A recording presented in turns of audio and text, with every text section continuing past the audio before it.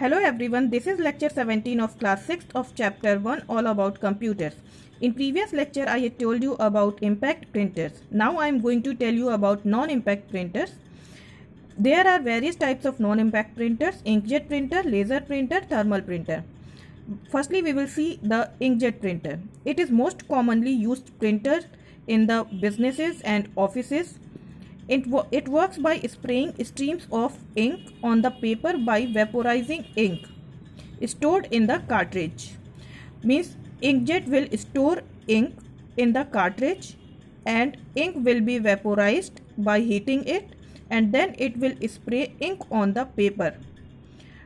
Its quality is very good. The next type of printer is laser printer.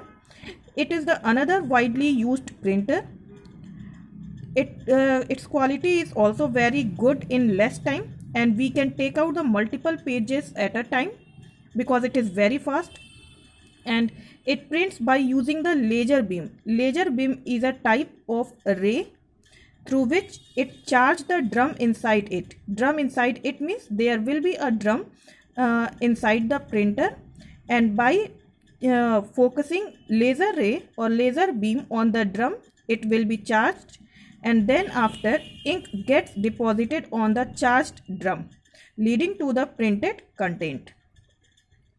Means on the drum there will be alphabets, and when this drum will be charged, means it will be heated, then after ink will be sprayed on this drum, and then it will rotate and it will print the alphabets on the paper.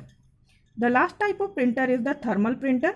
It uses heat sensitive paper. Heat sensitive paper means when we will feed the paper inside it, by using the electricity, the paper will be heated. After that, heated pins also print the characters. Means both are heated here, pins and papers, and then when both will be in the contact without physically contact, it will print the characters on the paper.